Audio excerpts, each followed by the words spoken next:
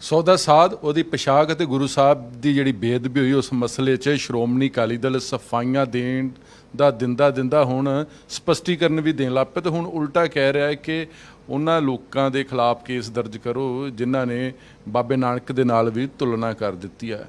ਲੇਕਿਨ ਮਸਲਾ ਕਾਂਗਰਸ ਪਾਰਟੀ ਦੇ ਵਿਧਾਇਕ ਸਰਦਾਰ ਪ੍ਰਗਟ ਸਿੰਘ ਹੋਣਾ ਕਿਹਾ ਕਿ ਅਗਰ 2007 ਦੇ ਵਿੱਚ ਬਾਦਲ ਸਰਕਾਰ ਇੱਕ ਚੰਗੀ ਸੋਚ ਤੇ ਇਮਾਨਦਾਰੀ ਦੇ ਨਾਲ ਕੰਮ ਕਰਦੀ ਤੇ ਫਿਰ 2015 ਦੇ ਵਿੱਚ ਗੁਰੂ ਸਾਹਿਬ ਜੀ ਦੀ ਬੇਅਦਬੀ ਨਹੀਂ ਹੋਣੀ ਸੀ। ਇਸ ਮੁਤਲਕ ਹੀ ਉਹਨਾਂ ਦੇ ਨਾਲ ਅਸੀਂ ਗੱਲਬਾਤ ਕਰਾਂਗੇ। ਪ੍ਰਗਟ ਭਾਈ, ਤੁਹਾਨੂੰ ਕੀ ਲੱਗਦਾ ਕਿ ਅਕਾਲੀ ਦਲ ਨੇ 2007 ਤੋਂ ਲੈ ਕੇ 2015 ਤੱਕ ਜਾਂ ਉਹਨਾਂ ਦੀ 2017 ਤੱਕ ਇਸ ਮਸਲੇ ਤੇ ਕੋਈ ਇਮਾਨਦਾਰੀ ਨਹੀਂ ਦਿਖਾਈ ਜੀ? ਦੇਖੋ ਜਗਤਾਰ ਜੀ, ਬਦਕਿਸਮਤੀ ਆ।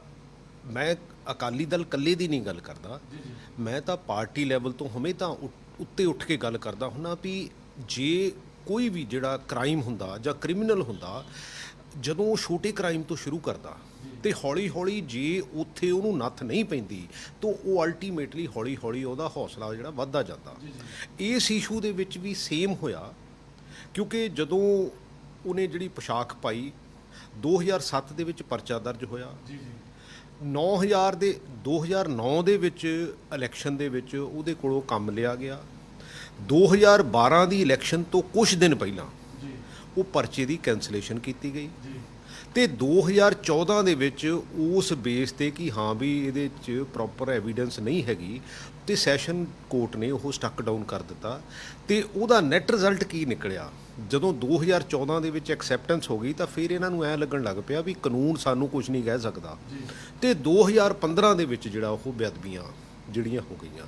ਸੋ ਇਹ ਕਿਸੇ ਵੀ ਇਹੋ ਜਿਹਾ ਇਸ਼ੂ ਨੂੰ ਜਿਹੜੀ ਵੀ ਪੋਲੀਟੀਕਲ ਪਾਰਟੀ ਜਾਂ ਸਰਕਾਰ ਉਹ ਇਸ ਤਰ੍ਹਾਂ ਡੀਲ ਕਰਦੀ ਆ ਤਾਂ ਫਿਰ ਉਹਦੇ ਰਿਜ਼ਲਟ ਜਿਹੜੇ, ਕਿਉਂਕਿ ਸਾਡੇ ਸਾਹਮਣੇ ਐਗਜ਼ਾਮਪਲ ਹੈ ਤੇ ਉਹਦੇ ਰਿਜ਼ਲਟ ਜਿਹੜੇ ਆ ਉਹ ਕਦੀ ਚੰਗੇ ਨਹੀਂ ਆਉਂਦੇ। ਤੁਸੀਂ ਇੱਕ ਹੋਰ ਜ਼ਿਕਰ ਕੀਤਾ ਕਿ ਜਿਵੇਂ 2007 'ਚ ਇਹਨੇ ਬਹੁਤ ਵੱਡਾ ਗੁਨਾਹ ਕੀਤਾ, ਦਸਮ ਪਾਤਸ਼ਾਹ ਦਾ ਨਾਲ ਸਵਾਂਗ ਰਚਿਆ ਗਿਆ, ਫਿਰ ਉਸ ਤੋਂ ਬਾਅਦ 2009 ਦੇ ਵਿੱਚ ਲੋਕ ਸਭਾ ਹੁੰਦੀ, ਮਤਲਬ 2 ਸਾਲਾਂ ਦੇ ਵਿੱਚ ਕੋਈ ਚਲਾਨ ਨਹੀਂ ਪੇਸ਼ ਕੀਤਾ ਗਿਆ, ਕੋਈ ਐਕਸ਼ਨ ਨਹੀਂ ਹੋਇਆ। ਮੈਂ ਕਹਿੰਦਾ ਕੁਛ ਵੀ ਨਹੀਂ ਹੋਇਆ, ਸਿਰਫ ਉਹਨੂੰ ਬੇਸਿਕਲੀ ਇੱਕ ਪਰਚਾ ਦਰਜ ਕਰਕੇ ਰੱਖ ਲਿਆ ਗਿਆ ਲੇਕਿਨ ਉਹਦਾ ਕਨਕਲੂਜਨ ਕਿਤੇ ਨਹੀਂ ਕੱਢਿਆ।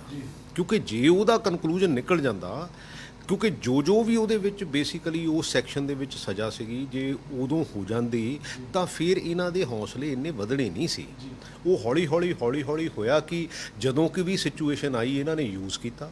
ਯੂਜ਼ ਕਰਕੇ ਦੇਖੋ, ਮੈਨੂੰ ਲੱਗਦਾ ਹੁੰਦਾ, ਚਲੋ ਮੈਂ ਕਹਿੰਦਾ ਵੀ ਪੋਲੀਟੀਕਲ ਸਿਸਟਮ ਦੇ ਵਿੱਚ ਬੰਦੇ ਯੂਜ਼ ਵੀ ਹੁੰਦੇ, ਬੰਦੇ ਯੂਜ਼ ਕਰਦੇ ਵੀ ਆ, ਸਿਸਟਮ ਵੀ ਯੂਜ਼ ਕਰਦੇ ਆ, ਪਰ ਜਿਹੜੀਆਂ ਇੱਦਾਂ ਦੇ ਸੈਂਸਿਟਿਵ ਇਸ਼ੂ ਹੁੰਦੇ ਆ ਇਹਨਾਂ ਨੂੰ ਆਪਾਂ ਨਿੱਜੀ ਮਫਾਦ ਦੇ ਲਈ ਜਾਂ ਪਿਓਰਲੀ ਵੋਟਾਂ ਲਈ ਸਾਨੂੰ ਨਹੀਂ ਯੂਜ਼ ਕਰਨਾ ਚਾਹੀਦਾ। ਇਹ ਕਮ ਸੇ ਕਮ ਆਪਾਂ ਇੱਥੇ ਤਾਂ ਕਮ ਸੇ ਕਮ ਖੜ ਜਾਈਏ।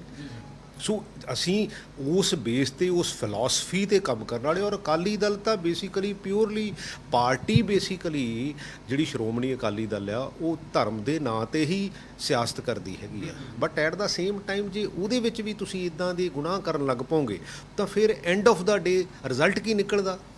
ਦੇਖੋ, ਸਰਦਾਰ ਪ੍ਰਕਾਸ਼ ਸਿੰਘ ਬਾਦਲ ਉਦੋਂ 2007 ਤੇ 8 ਦੇ ਵਿੱਚ ਹੋਮ ਮਿਨਿਸਟਰ ਸੀ ਤੇ ਮੈਂ ਹਮੇਸ਼ਾ ਕਦੀ ਕਿਉਂਕਿ ਮੈਂ ਵੀ ਅਕਾਲੀ ਦਲ 'ਚ ਸੀਗਾ, ਮੈਂ ਕਦੋਂ ਕਹਿੰਦਾ ਨਹੀਂ ਸੀਗਾ, ਔਰ ਮੈਂ ਉਹਨਾਂ ਦੀ ਆਮ ਸਪੀਚ ਸੁਣਦਾ ਹੁੰਦਾ ਸੀ ਵੀ ਮੈਂ ਚੀਫ ਮਿਨਿਸਟਰ ਹਾਂ ਤੇ ਚੀਫ ਮਿਨਿਸਟਰ ਨੂੰ ਕੀੜੀ ਜਾਂਦੀ ਵੀ ਦੀਦੀ ਆ। ਤੇ ਜੇ ਕੀੜੀ ਜਾਂਦੀ ਵੀ ਦੀਦੀ ਆ ਤਾਂ ਫਿਰ ਇਹੋ ਜਿਹੇ ਗੁਨਾਹ ਤਾਂ ਨਹੀਂ ਨਾ ਸਾਨੂੰ ਕਰਨੇ ਚਾਹੀਦੇ। ਮੈਨੂੰ ਲੱਗਦਾ ਕਿ ਇਹਨਾਂ ਨੂੰ ਬਾਦਲ ਪਰਿਵਾਰ ਨੂੰ ਲਾਲਚ ਮਾਰ ਗਿਆ ਵੋਟਾਂ ਦਾ ਕਿ ਅਸੀਂ 2009 'ਚ ਲੋਕ ਸਭਾ ਜਿੱਤਣੀ ਹੈਗੀ ਆ, ਉਸ ਤੋਂ ਬਾਅਦ ਸੁਖਬੀਰ ਵੀ ਗ੍ਰਹਿ ਮੰਤਰੀ ਬਣ ਜਾਂਦਾ, ਫਿਰ ਅਸੀਂ 12 ਵੀ ਜਿੱਤਣੀ ਹੈਗੀ ਆ ਵਿਧਾਨ ਸਭਾ, ਫਿਰ ਅਸੀਂ ਉਸ ਤੋਂ ਬਾਅਦ 2014 ਫਿਰ ਬਠਿੰਡਾ ਵੀ ਜਿੱਤਣੀ ਲੋਕ ਸਭਾ। ਨਹੀਂ, ਦੇਖੋ ਹਰ ਬੰਦੇ ਨੂੰ ਜਗਤਾਰ ਜੀ ਲਾਲਚ ਹੁੰਦਾ, ਮੈਂ ਨਹੀਂ ਕਹਿੰਦਾ ਨਹੀਂ ਹੁੰਦਾ, ਪਰ ਉਹਦੇ ਕੁਝ ਪੈਰਾਮੀਟਰਸ ਵੀ ਹੁੰਦੇ ਆ, ਸਾਨੂੰ ਉਸ ਪੈਰਾਮੀਟਰਸ ਨੂੰ ਲੰਘਣਾ ਨਹੀਂ ਚਾਹੀਦਾ। ਮੈਂ ਕਹਿੰਦਾ ਤੁਸੀਂ ਮਿਹਨਤ ਕਰੋ, ਆਪਣੀ ਲਾਈਨ ਲੰਬੀ ਮਾਰੋ। ਐਕਚੁਅਲੀ ਬਦਕਿਸਮਤੀ ਸਾਡੀ ਪੋਲਿਟਿਕਸ ਦੀ ਕੀ ਆ, ਅਸੀਂ ਦੂਜੇ ਦੀ ਛੋਟੀ ਕਰਨ ਤੁਰ ਪੈਂਦੇ ਆ, ਉਹਦੇ ਵਿੱਚ ਅਸੀਂ ਸਮਾਂ ਨਿਕਾ ਦਿੰਦੇ ਆ ਤੇ ਜਦੋਂ ਉਹਦੇ 'ਚ ਸਮਾਂ ਲੰਘਦਾ ਤੇ ਫਿਰ ਸਾਨੂੰ ਲੱਗਦਾ ਵੀ ਸਾਡੇ ਵਾਲੀ ਤਾਂ ਉੱਡੀ ਰਹਿ ਗਈ। ਉਦੋਂ ਤਾਂ ਲੱਗਦਾ ਬੰਦੇ ਨੂੰ ਵੀ ਉਹ ਬੌਨਾ ਹੋ ਗਿਆ, ਬਟ ਕਦੀ ਉੱਦਾਂ ਦੇ ਹਾਲਾਤ ਨਹੀਂ ਰਹਿੰਦੇ ਹੁੰਦੇ। ਕਦੀ ਜ਼ਿੰਦਗੀ ਦੇ ਵਿੱਚ ਦੇਖੋ, ਸਾਨੂੰ ਸਾਡਾ ਮਾਈਂਡ ਸੈੱਟ ਚੇਂਜ ਕਰਨ ਦੀ ਜ਼ਰੂਰਤ ਹੈ ਪੋਲੀਟੀਕਲ ਲੀਡਰਸ਼ਿਪ ਨੂੰ, ਭਾਵੇਂ ਕਿਸੇ ਪਾਰਟੀ ਦਾ ਵੀ ਹੋਵੇ, ਵੀ ਆਪਾਂ ਕੰਮ ਕਰੀਏ, ਜੋ ਠੀਕ ਕਰ ਸਕਦੇ ਕਰੀਏ, ਨਹੀਂ ਤਾਂ ਆਪਾਂ ਨਵੀਂ ਜਨਰੇਸ਼ਨ ਨੂੰ ਕਹੀਏ ਵੀ ਭਾਈ ਆਓ ਤੁਸੀਂ ਟੇਕ ਓਵਰ ਕਰੋ। ਅਲਟੀਮੇਟਲੀ ਸਿਸਟਮ ਦੇ ਵਿੱਚ ਇੱਕ ਹਿੱਸਾ ਹੈਗਾ, ਕਿਉਂਕਿ ਮੈਂ ਤਾਂ ਹਮੇਸ਼ਾ ਕਹਿੰਦਾ ਹੁੰਦਾ ਵੀ ਔਰੰਗਜ਼ੇਬ ਵਰਗੇ ਨਹੀਂ ਰਹੀ, ਅਕਬਰ ਵਰਗੇ ਨਹੀਂ ਰਹੇ ਤੇ ਫਿਰ ਰਹਿਣਾ ਅਸੀਂ ਵੀ ਹੈ ਨਹੀਂਗਾ। ਤੇ ਜੇ ਰਹਿਣਾ ਅਸੀਂ ਵੀ ਹੈ ਨਹੀਂ ਤੇ ਪੁਰਾਣਿਆਂ ਨੇ ਵੀ ਨਹੀਂ ਰਹਿਣਾ ਤੇ ਨਵਿਆਂ ਨੇ ਵੀ ਨਹੀਂ ਰਹਿਣਾ। ਤੇ ਪਰ ਅਸੀਂ ਕੁਛ ਨਾ ਕੁਛ ਚੰਗੀਆਂ ਚੀਜ਼ਾਂ ਤਾਂ ਕਰਕੇ ਜਾਈਏ ਨਾ। ਅਸੀਂ ਇਹ ਤਾਂ ਨਾ ਕਰੀਏ ਵੀ, ਕਿਉਂਕਿ ਸਾਨੂੰ ਵੀ ਹੁਣ 3.5 ਸਾਲ ਹੋ ਗਏ ਸਾਡੀ ਸਰਕਾਰ ਨੂੰ ਵੀ, ਅਸੀਂ ਵੀ ਰੇਂਗਦੇ ਰੂੰਗਦੇ ਜਾਏ। ਮੈਂ ਇਸੇ ਕਰਕੇ ਹੀ ਕੈਪਟਨ ਅਮਰਿੰਦਰ ਸਿੰਘ ਜੀ ਨੂੰ ਵੀ ਇਹ ਗੱਲ ਕਹੀ ਆ ਵੀ ਆਪਾਂ ਕਰੀਏ, ਨਹੀਂ ਤਾਂ ਸਮਾਂ ਤੇ ਵੀ ਲੰਘ ਜਾਣਾ। ਜਦੋਂ ਸਮਾਂ ਲੰਘ ਗਿਆ ਤਾਂ ਫਿਰ ਅਸੀਂ ਇਦਾਂ ਦੀਆਂ ਗੱਲਾਂ ਤੋਂ ਬਾਹਰ ਨਿਕਲ ਕੇ ਪੋਲੀਟੀਕਲ ਲੈਵਲ ਤੋਂ, ਮੈਂ ਕਹਿੰਦਾ ਜੇ ਕੋਈ ਗੁਨਾਹਗਾਰ ਆ ਉਹਨੂੰ ਸਜ਼ਾ ਮਿਲਣੀ ਚਾਹੀਦੀ ਆ, ਜਿਹੜਾ ਗੁਨਾਹਗਾਰ ਨਹੀਂ ਹੈਗਾ ਉਹਦੇ ਤੇ ਸਾਨੂੰ ਚਿੱਕੜ ਨਹੀਂ ਸਿੱਟਣਾ ਚਾਹੀਦਾ ਵੀ ਭਾਈ ਇਹ ਨਹੀਂ ਸੀਗੇ। ਸਾਨੂੰ ਇਮਾਨਦਾਰੀ ਨਾਲ ਇਹ ਕੰਮ ਤਾਂ ਕਰ ਲੈਣਾ ਚਾਹੀਦਾ। ਅਕਾਲੀ ਦਲ ਜਿਹੜੀਆਂ ਸਫਾਈਆਂ ਦੇ ਰਹੇ ਉਹ ਤਾਂ ਸਾਰੇ ਦੇ ਸਾਰਾ ਕਹਿ ਰਹੇ ਕਿ ਪੋਸ਼ਾਕ ਅਸੀਂ ਨਹੀਂ ਭੇਜੀ ਹੈਗੀ ਜੀ, ਜਿਨ੍ਹਾਂ ਨੇ ਇਲਜ਼ਾਮ ਲਾਏ ਉਹ ਵੀ ਮੁੱਕਰ ਗਏ ਜੀ। ਦੇਖੋ ਜਗਤਾਰ ਜੀ, ਸੀਕੁਐਂਸ ਦੀ ਮੈਂ ਗੱਲ ਕਰਦਾ, ਮੈਨੂੰ ਨਹੀਂ ਪਤਾ ਕਿਹਨੇ ਭੇਜੀ ਆ ਕਿਹਨੇ ਨਹੀਂ ਭੇਜੀ। ਮੈਂ ਇਸ ਗੱਲ ਨੂੰ ਨਹੀਂ ਕਦੀ ਵੀ ਕਿਉਂਕਿ ਮੈਂ ਉਹ ਗੱਲ ਕਰਦਾ ਹੀ ਨਹੀਂ ਹੈ।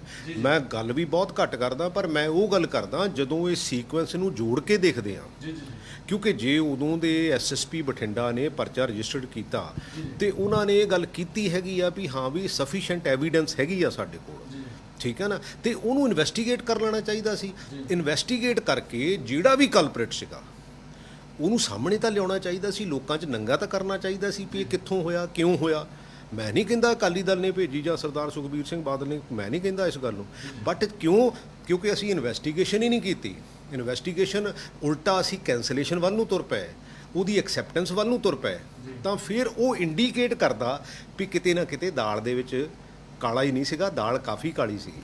ਖੁਦ ਕਹੇ ਕਿ ਉਸ ਟਾਈਮ ਤੁਸੀਂ ਵੀ ਅਕਾਲੀ ਦਲ ਜੀ ਔਰ ਬਾਦਲ ਸਾਹਿਬ ਨੂੰ ਬਹੁਤ ਸੁਣਦੇ ਆਏ ਕਿ ਸਾਨੂੰ ਕੀੜੀ ਵੀ ਚੱਲਦੀ ਹੈ। ਤੁਸੀਂ ਨਹੀਂ ਕਦੀ ਕਿਸੇ ਅਕਾਲੀ ਮੰਚ ਤੇ ਜਾਂ ਹੋਰ ਕਿਤੇ ਮਸਲਾ ਉਠਾਇਆ ਗਿਆ ਜੀ ਇਹ ਬਹੁਤ ਵੱਡਾ ਗੁਨਾਹ ਹੋ ਗਿਆ, ਸਾਡੀ ਸਰਕਾਰ ਦੀ ਜ਼ਿੰਮੇਵਾਰੀ ਬਣਦੀ ਹੈਗੀ ਹੈ ਕਿ ਇਨਸਾਫ ਦੇਈਏ ਜੀ? ਦੇਖੋ ਮੈਂ ਨਵਾਂ ਵੀ ਸੀਗਾ। ਦੂਸਰੀ ਗੱਲ ਹੈ ਕਿਉਂਕਿ ਇਹੋ ਜਿਹੇ ਇਸ਼ੂਜ਼ ਤੇ ਸਾਡੇ ਨਾਲ ਕਦੀ ਕਿਸੇ ਨੇ ਡਿਸਕਸ਼ਨ ਨਹੀਂ ਕੀਤੀ। ਹਾਂ, ਪਰ ਜਦੋਂ ਇਹਨੂੰ ਬਾਬੇ ਰਾਮ ਰਹੀਮ ਨੂੰ ਮਾਫੀ ਦੀ ਗੱਲ ਆਈ ਸੀਗੀ, ਸਾਨੂੰ ਇੱਕ ਵਾਰੀ ਜ਼ਰੂਰ ਇਹ ਦੱਸਿਆ ਗਿਆ ਸੀ, ਉਹ ਵੀ ਮਤਲਬ ਡਿਸੀਜਨ ਲੈਣ ਤੋਂ ਬਾਅਦ।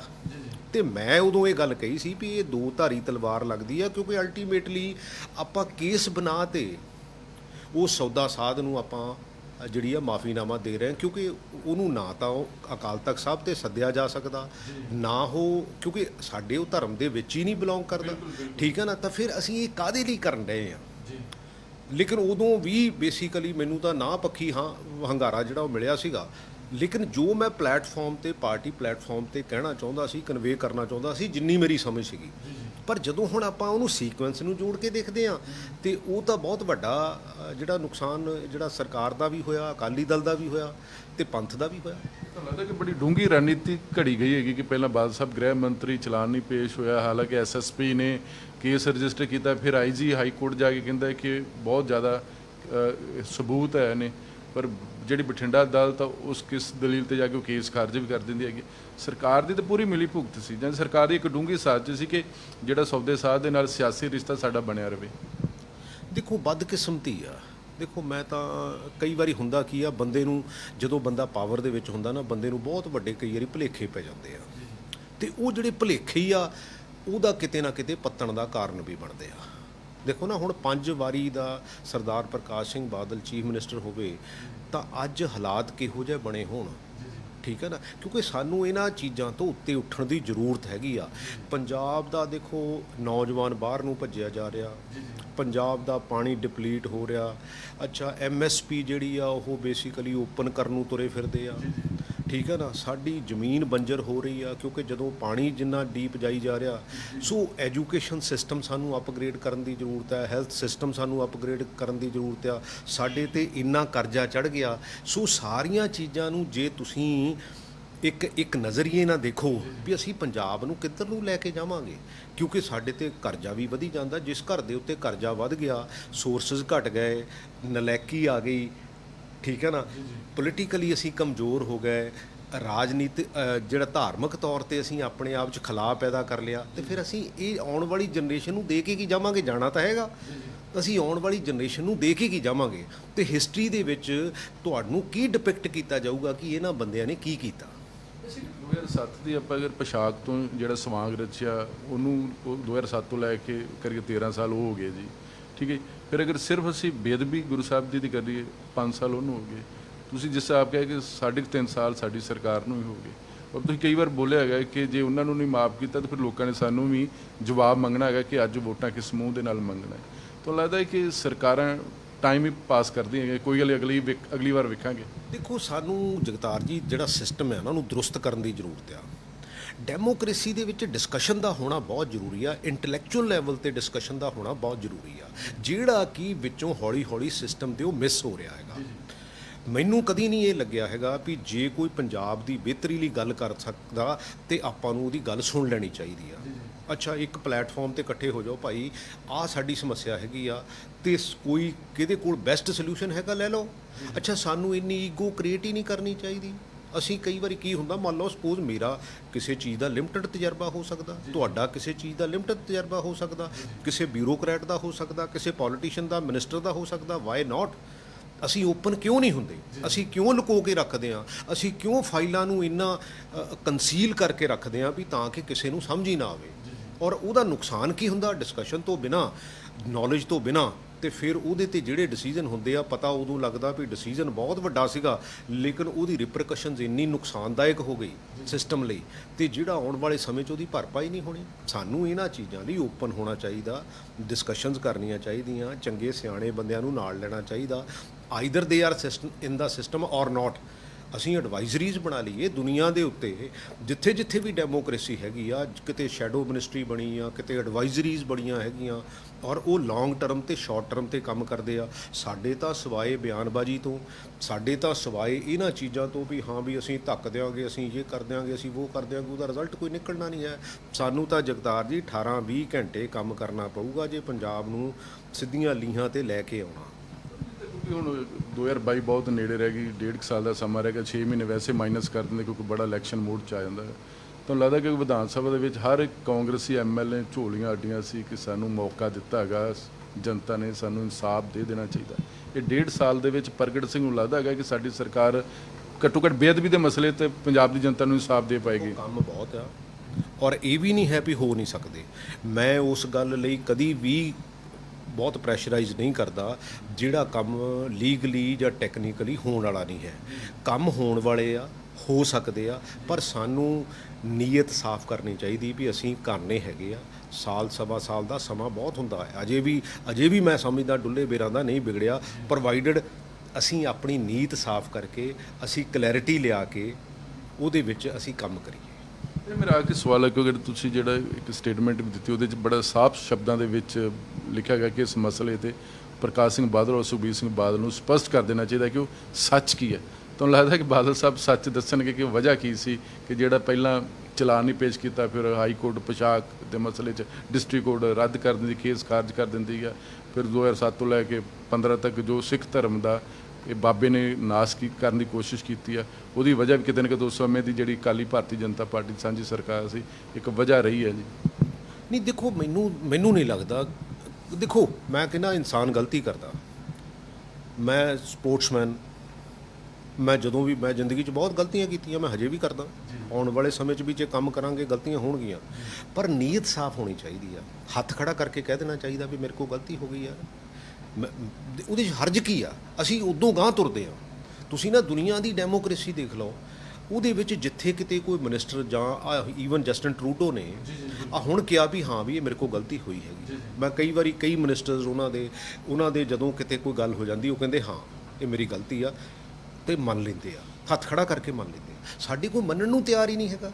ਇਸ ਕਰਕੇ ਤਾਂ ਮੈਂ ਕਹਿੰਦਾ ਵੀ ਸਾਨੂੰ ਮਾਈਂਡ ਸੈੱਟ ਚੇਂਜ ਕਰਨ ਦੀ ਜ਼ਰੂਰਤ ਹੈ। ਇੱਕ ਪਾਸੇ ਅਸੀਂ ਸੇਵਾ ਦੀ ਗੱਲ ਕਰਦੇ ਹਾਂ, ਦੂਸਰੇ ਪਾਸੇ ਅਸੀਂ ਉਹਨੂੰ ਬੇਸਿਕਲੀ ਛੱਡ ਕੇ ਵੀ ਨਹੀਂ ਜਾਣਾ ਚਾਹੁੰਦੇ, ਛੱਡ ਕੇ ਵੀ ਕੰਗਾਲ ਜਾਣਾ ਚਾਹੁੰਦੇ ਹਾਂ।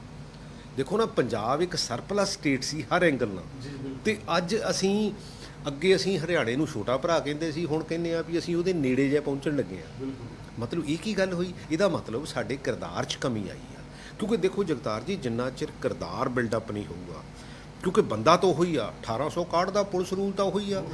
ਅੱਛਾ, ਇੰਗਲੈਂਡ 'ਚ ਉਹੀ ਆ ਤੇ ਇੱਥੇ ਉਹੀ ਆ, ਸਿਰਫ ਇੱਕ ਕਲੌਜ਼ ਚੇਂਜ ਆ ਵੀ ਉੱਥੇ 161 ਦਾ ਬਿਆਨ ਜਿਹੜਾ ਉਹ ਅਦਾਲਤ 'ਚ ਮੰਨਿਆ ਜਾਂਦਾ, ਸਾਡੇ ਮੰਨਿਆ ਨਹੀਂ ਜਾਂਦਾ। ਜਾਂ ਤਾਂ ਉਹਨਾਂ ਨੂੰ ਪਹਿਲਾਂ ਹੀ ਸਾਡੇ ਕਰੈਕਟਰ ਤੇ ਸ਼ੱਕ ਸੀ ਵੀ ਸਾਡਾ ਪੁਲਿਸ ਵਾਲਾ ਫੇਰ ਇਨਵੈਸਟੀਗੇਸ਼ਨ ਨਹੀਂ ਕਰ ਸਕਦਾ, ਇਸੇ ਕਰਕੇ ਉਹਨਾਂ ਨੇ 164 ਦਾ ਬਿਆਨ ਜਿਹੜਾ ਵੀ ਜੱਜ ਦੇ ਸਾਹਮਣੇ ਹੋਵੇ, ਵੀ ਜੱਜ ਸ਼ਾਇਦ ਵੀ ਫੇਅਰ ਹੋਵੇ।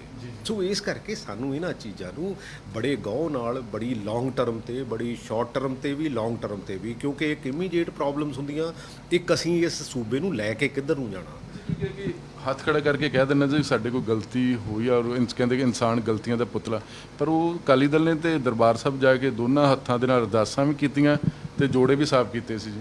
ਨਹੀਂ, ਮੈਨੂੰ ਤਾਂ ਪਤਾ ਨਹੀਂ ਹੈ, ਕਿਉਂਕਿ ਦੇਖੋ ਐਕਚੁਅਲੀ ਅਸਲੀ ਗੱਲ ਹੈ ਇਹਨਾਂ ਦੀ ਨਾ ਨੀਤ ਤੇ ਸ਼ੱਕ ਹੈਗਾ ਸਾਰਿਆਂ ਨੂੰ। ਇਹਨਾਂ ਦੀ ਪ੍ਰੋਬਲਮ ਹੋਰ ਹੈ ਕਿ ਵੀ ਇਹਨਾਂ ਦੀ ਜਿਹੜੀ ਮਾਫੀ ਵੀ ਹੁੰਦੀ ਹੈ ਨਾ, ਉਹ ਮਾਫੀ ਵੀ ਨਹੀਂ ਲੱਗਦੀ ਵੀ ਕਈ ਵਾਰੀ ਵੀ ਇਹਨਾਂ ਨੇ ਮਾਫੀ ਮੰਗੀ ਆ। ਕਿਉਂਕਿ ਦੇਖੋ ਆਸਾਨ ਨਹੀਂ ਕਰਨਾ ਚਾਹੀਦਾ। ਲੋਕਾਂ ਨੇ ਸਾਨੂੰ ਨੁਮਾਇੰਦੇ ਚੁਣਿਆ, ਸੋ ਜੋ ਸਾਡੀ ਬੈਸਟ ਸੋਚ ਹੈਗੀ ਆ, ਜਿੰਨੀ ਸਾਡੀ ਸਮਝ ਹੈਗੀ ਆ, ਉਹਦੇ ਮੁਤਾਬਕ ਸਾਨੂੰ ਕੰਟਰੀਬਿਊਟ ਕਰਨਾ ਚਾਹੀਦਾ। ਔਰ ਇਹ ਜਿਹੜਾ ਵੀ ਕੋਈ, ਚਾਹੇ ਸਰਕਾਰ ਬਣੇ ਚਾਹੇ ਨਾ ਬਣੇ, ਜਗਤਾਰ ਜੀ ਨਾ ਬਣੂ ਫਿਰ ਕੀ ਹੋਇਆ, ਪੰਜਾਬ ਦੀ ਬਣੂਗੀ ਨਾ, ਪੰਜਾਬ ਦੇ ਲੋਕਾਂ ਦੀ ਬਣੂਗੀ।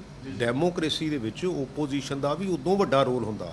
ਜਿੰਨੀ ਓਪੋਜੀਸ਼ਨ ਸਟਰੋਂਗ ਹੋਊਗੀ ਉਨੀ ਸਰਕਾਰ ਦੀ ਕਾਰਗੁਜ਼ਾਰੀ ਬਿਹਤਰ ਹੋਊਗੀ, ਕਿਉਂਕਿ ਸਮਾਂ ਇਹ ਡਿਮਾਂਡ ਕਰਦਾ ਕਿ ਅਸੀਂ ਹੌਲੀ ਹੌਲੀ ਪ੍ਰੋਫੈਸ਼ਨਲਿਜ਼ਮ ਲੈ ਕੇ ਆਈਏ।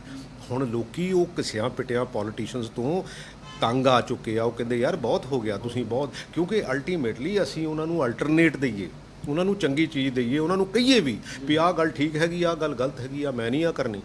ਮੈਂ ਤਾਂ ਆਪਣੇ ਹਲਕੇ 'ਚ ਮੈਂ ਤਾਂ ਇਹ ਗੱਲ ਕਰਦਾ ਹੈਗਾ ਵੀ, ਕਿਉਂਕਿ ਹੌਲੀ ਹੌਲੀ ਲੋਕੀ ਮੇਰੇ ਕੋਲ ਉੱਦਾਂ ਦੇ ਆਉਣੋਂ ਹਟ ਗਏ, ਜਿਹੜੇ ਕੋਈ ਡਰੱਗ ਵਾਲੇ, ਕੋਈ ਕਬਜ਼ਿਆਂ ਵਾਲੇ, ਕੋਈ ਦੂਜੇ ਤੀਜੇ ਆਉਣੋਂ ਹਟ ਗਏ, ਠੀਕ ਹੈ ਨਾ। ਲੇਕਿਨ ਉਹ ਤਾਂ 2-4% ਆ ਨਾ, ਕਈ ਵਾਰੀ ਅਸੀਂ ਉਹ 2-4% ਦੇ ਵਿੱਚ ਹੀ ਉਲਝ ਜਾਂਦੇ ਆ।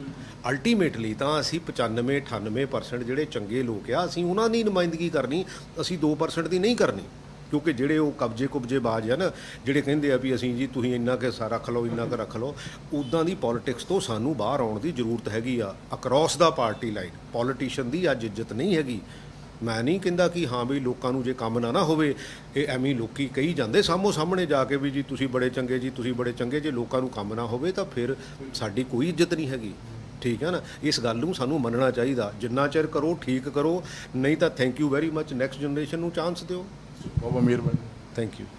ਜਿਸ ਸਰਦਾਰ ਪ੍ਰਗਟ ਸਿੰਘ ਜਿਨ੍ਹਾਂ ਖੁੱਲ੍ਹ ਕੇ ਗੱਲਾਂ ਕੀਤੀਆਂ, ਸੱਚੀ ਗੱਲ ਹੈ ਕਿ ਪੰਜਾਬ ਦੀ ਜਨਤਾ ਮਹਿਸੂਸ ਕਰ ਚੁੱਕੀ ਹੈਗੀ ਕਿ ਜਿਹੜੀਆਂ ਮੌਕੇ ਦੀਆਂ ਜਿਹੜੀਆਂ ਹਕੂਮਤਾਂ, ਉਹਨਾਂ ਨੇ ਪੰਜਾਬ ਦੇ ਨਾਲ ਕਦੇ ਵੀ ਜਿਹੜਾ ਨਜ਼ਰੀਆ ਉਹ ਸਹੀ ਨਹੀਂ ਰਿਹਾ ਗਾ। ਇਸੇ ਕਰਕੇ ਪੰਜਾਬ ਡਾਊਨ ਆ। ਤੇ ਫਿਰ ਇਹ ਵੀ ਗੱਲ ਆ ਕਿ ਜੇ ਅਸੀਂ ਪੰਜਾਬ ਦੇ ਨਹੀਂ ਹੋਏ, ਫਿਰ ਅਸੀਂ ਗੁਰੂ ਸਾਹਿਬ ਦੇ ਨਾ ਹੋਏ, ਤੇ ਫਿਰ ਅਸੀਂ ਦੇਣ ਕਿੱਥੇ ਦੇਵਾਂਗੇ।